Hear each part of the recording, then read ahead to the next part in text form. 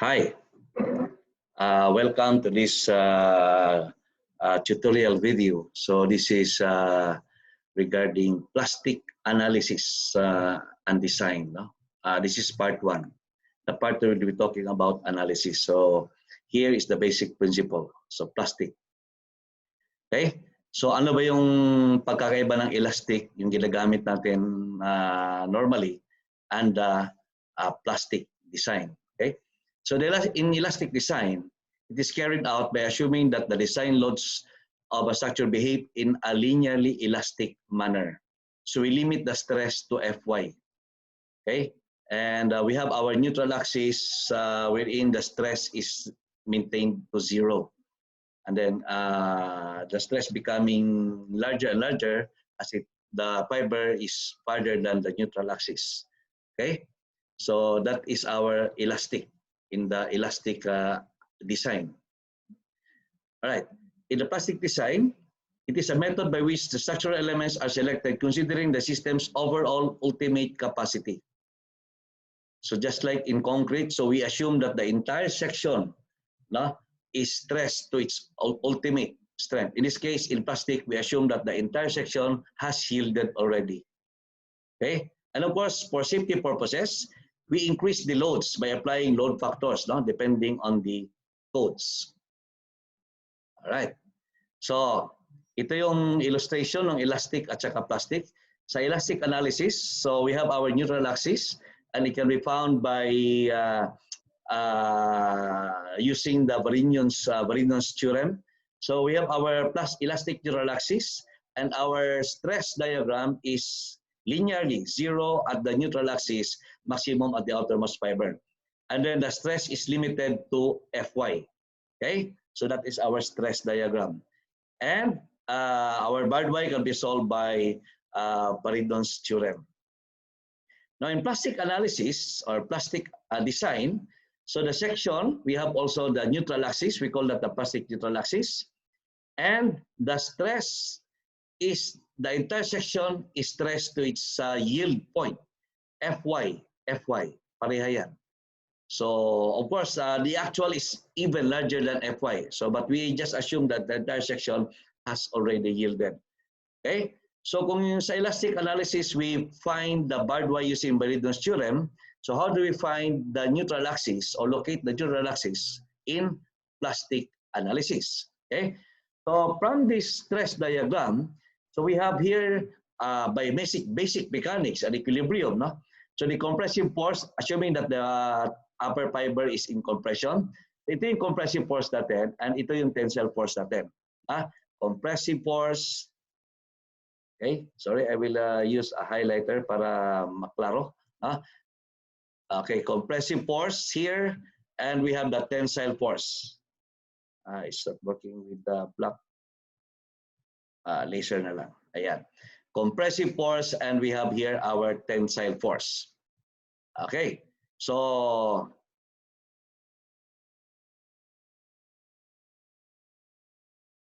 ano ba yung compressive force natin? So the compressive force will be Fy times this area, the area above NA. Tawagin natin area 1. All right. And the tensile force naman is Fy times area 2. Below that NA. Tawagin natin siyang area 2. So by equilibrium, so C equals T. C is A1 Fy, itong C na ito. And T naman is A2 Fy. Of course, Fy cancels out, then you have area 1 equals area 2. So ano yung ibig sabihin yan?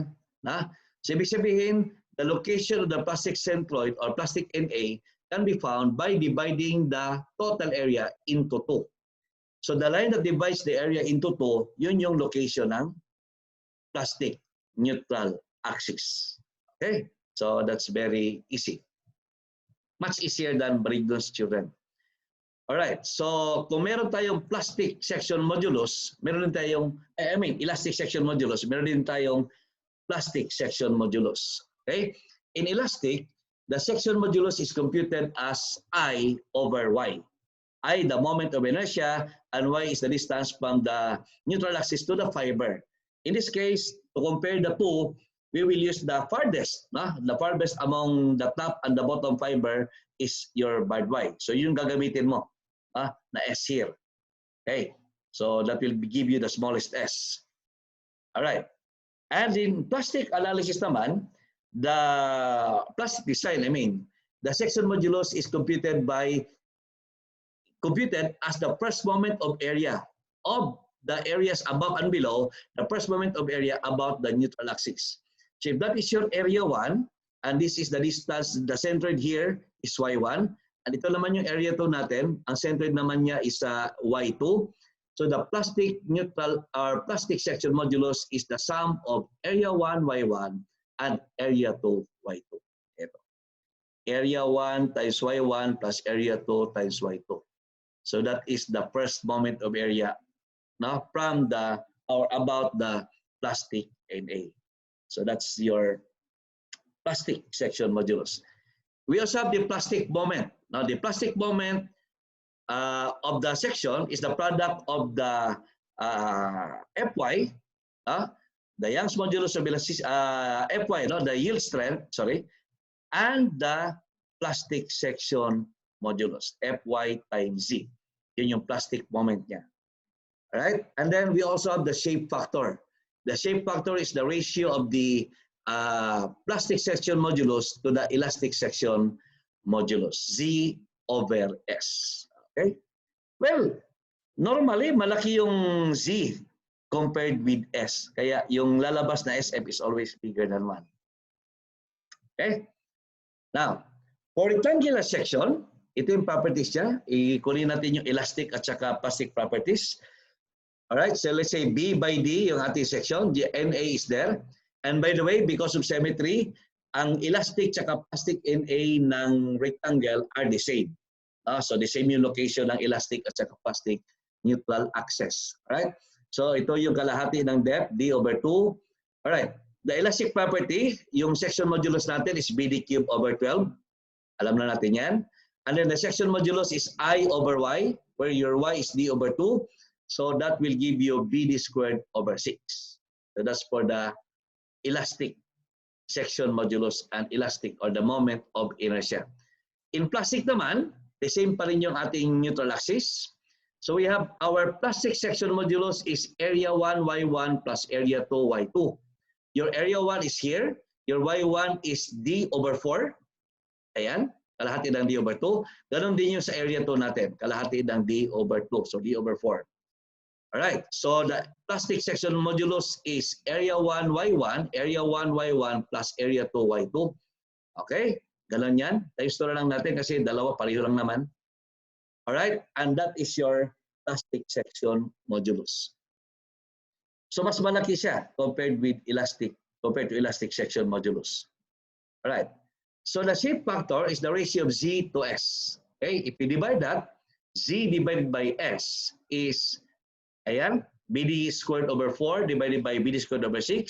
And that will be 6 over 4. Makancel yung BD squared. It will become 6 over 4 or 1.5.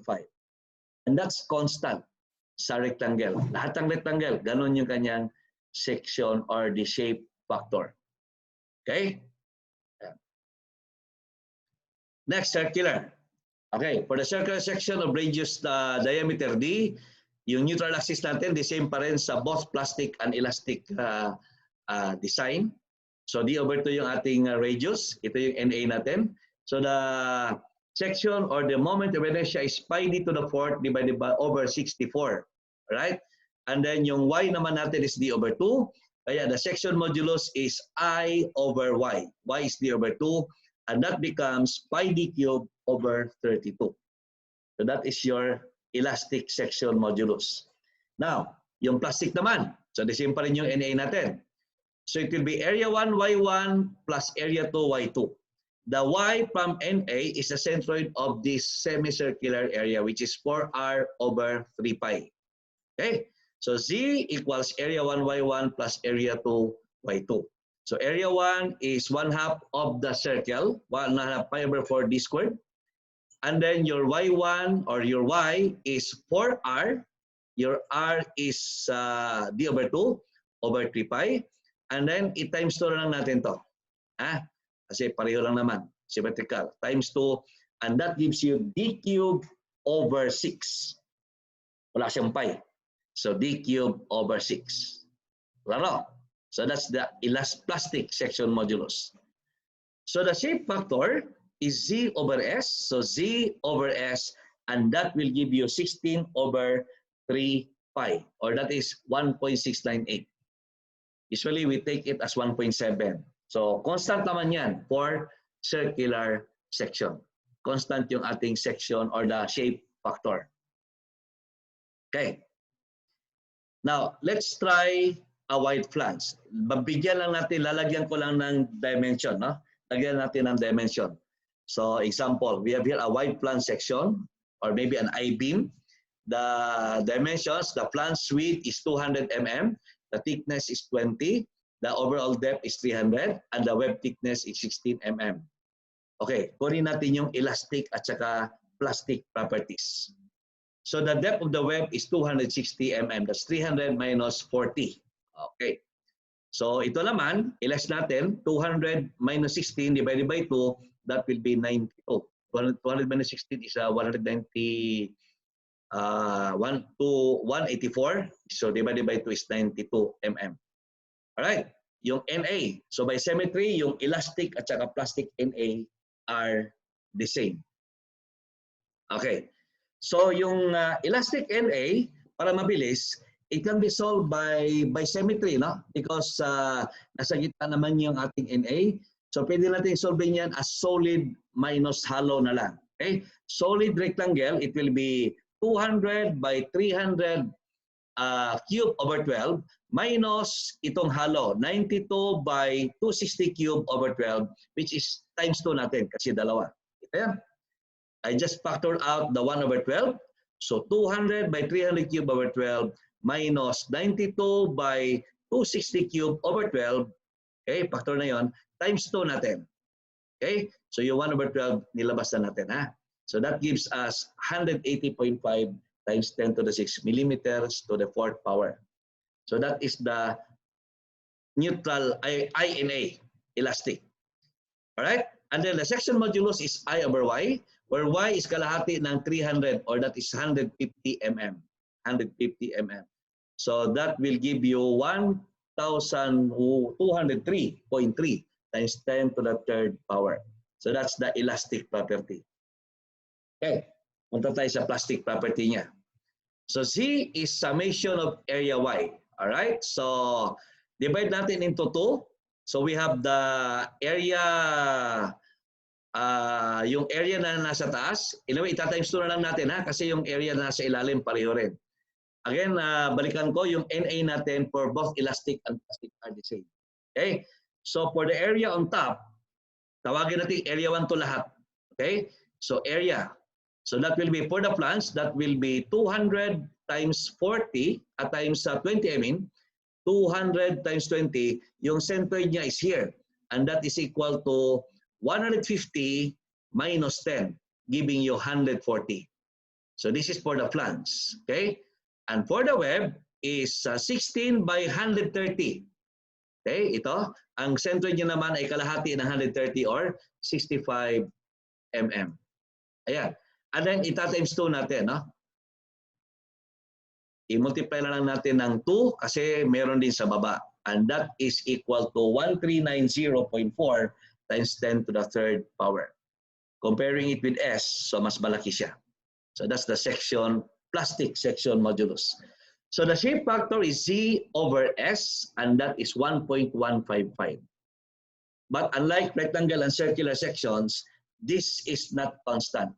Kasi iba-iba naman yung BF, so maraming proportion ng flange at saka web at saka mga thicknesses ng flange and web. So it will not be the same for the section, for all the wide flange section. Alright. And then for the plastic moment, okay, assume na lang natin na yung Fy natin is 248. Okay, so the plastic moment is Fy times Z. Fy times Z. And that's equal to 344.82 kilonewton meter. Okay? Kung i-compare naman natin sa elastic capacity niya, that will be Fy, assuming that yung allowable natin is reached to Fy. So Fy times S. It will be a little smaller than that. Kaya balikan ko, yung shape factor can also be defined as the ratio of the plastic moment to the elastic moment capacity, assuming in the elastic that the bending stress is set to Fy, or the stress is set to Fy. Okay. Now, let's try an unsymmetrical section. A T-section. Ito, medyo challenging. Na? A T-section. So the flange is 200 by 40 and the web is 250 by 50 mm. By the way, medyo mabilis yung video natin, but wala naman siguro problema. No? You can always pause and rewind. No? Pwede yung balikan ng balikan yan. So walang problema kahit mabilis yung ating pace. Alright, so our NA, unahin natin yung elastic. So NA can be found by using Baridion's theorem, or you can use the mode 32 function ng calculator ninyo. Depende kung ano yung mabilis sa inyo. Pero anyway, basic lang muna tayo. Alright, so barred Y can be found by Baridion's theorem in plastic analysis. So sabihin natin, area 1 natin is the flange, ang area 2 naman natin is the web. Okay? So yung Y natin, i-measure natin from the bottom. Okay? So gagamitin ko na lang yung mode 32 para mabilis, ha? Okay? So yung X natin, mode 32, you turn on your frequency.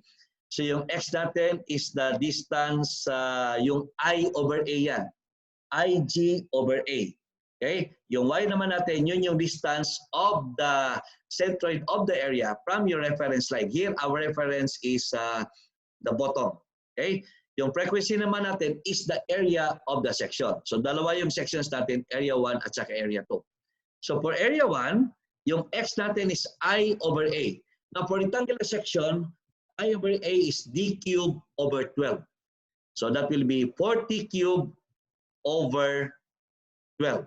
Okay? So that will give you 133.33. Yung Y natin is 270. That is 250 plus 20. And your area is 200 by 40. So that's 8,000. Okay. For the area 2, your X is I over A is D cubed over 12. So 250 cubed divided by 12. So that's 5208.3. Okay. The centroid is kalahati ng 250. So that's 125. And your frequency is the area, 250 by 50. That's 12,500. Okay. So, knowing that, mabilis na yung barred Y tsaka I natin, your barred Y will be Y function. Shift stat, var, and then barred Y. So, that's 181.585 mm. And then the moment of inertia naman is summation X plus N sigma Y squared. Gamitin nyo yung function na yun sa calculator. Kayo na lang mag-explore. Alright? So, that will be INA. Again, you can always use transfer formula to check the data. No? If you have a doubt dito check nyo na lang. Importante dito yung principle. We are not teaching here calculator shortcuts. No? Principle yung ituturo natin. For the shortcuts, you can always have kung ano yung saan kayo nasanay. Sabihin ko, walang madali, walang mahabang solusyon, walang madaling solusyon. Nasa sa inyo talaga yan. Kung saan sa iyo madali, relative sa inyo, kung yun ang madali mo din, huwag mo nang insist sa iba na yun yung madali. Importante yung principle is present. Alright. Now, ang section modulus naman natin is I over C. Okay, here gagamitin natin yung pinakamalayo talaga, ha? Ito. Ha? Para ma-compare natin sa, assuming na ito yung Fy. Yan, hindi umabot yung Fy yan. Kung ito ay Fy in your elastic analysis. Okay? So, that will be C natin is your barred Y. So, 181.585. So, yung ating elastic section modulus is 929214.8 mm3. Okay, elastic. Now, let's go to plastic. Ito yung sa plastic. Na? So, the total area is 200 by 40 plus 250 by 50. Okay? So, paano ba i-locate yung plastic NA? So, very simple. You just divide the total area into 2. So if you divide this by 2, the total area is 20,500. Okay? So one above that is 10,250. So that will be your area 1 and your area 2. Your area 1 is the area above NA and area 2 is the area below NA. And they are equal, 10,250. Okay? So saan ngayon yung NA? So kung titignan natin, 250 times 50, that's malaki, no? Malaki than 10 to 50. Okay? So obviously, yung NA natin dito, nandito sa web. Ha? Dyan sa web yung ating NA. So if you solve for Y, okay? So that is 250 times Y equals 10,250. Tama? Okay? So makukuha natin yung Y. 50 times Y equals 10,250. That is your area 2 here. So your Y is 205 mm. Madaling-madali. I-compare natin dito, no? So madali yung Y. 205 mm. Yan, 205 mm. So this is 45. 250 minus 205 is 45 mm. Okay? So yung area na nasa taas, yun yung ating area 1. Yung area na nasa ilalim naman ay yung ating area 2. So solve na natin ngayon yung plastic section modulus. Right. The first moment of those areas from the neutral axis or summation of area Y. Okay. Yung nasa taas, i-divide natin into dalawa. Yung plans, pure plans, at saka yung part nung sa web. Okay. The 50 by 45. 50 by 45. So that is, explain ko lang to. No? So for the plans, 200 times 40, ang Y niya is 45 plus kalahati ng 40. That is 45 plus 20.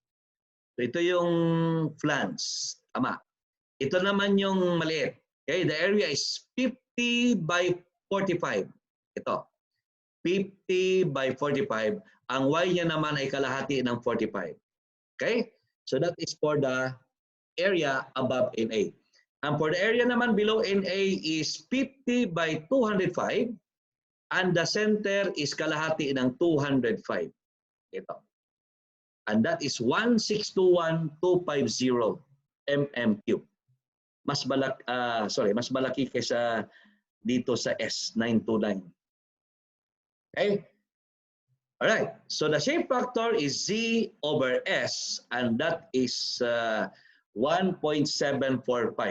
Walang unit yung shape factor, ha? That's dimensionless. Again, it is not constant for the sections. It depends on the sizes. So, hindi siya gaya sa rectangle at saka circular section. Alright. And the plastic. Okay, assuming lang, for the sake, for example lang talaga, no? Assuming an Fy of 345 MPa, then the plastic moment is Fy times Z, and that is equal to this value. Yan, yung ating Fy. Okay? So, maliwanag? Okay, so i-rewind nyo lang ito ng i-rewind. No?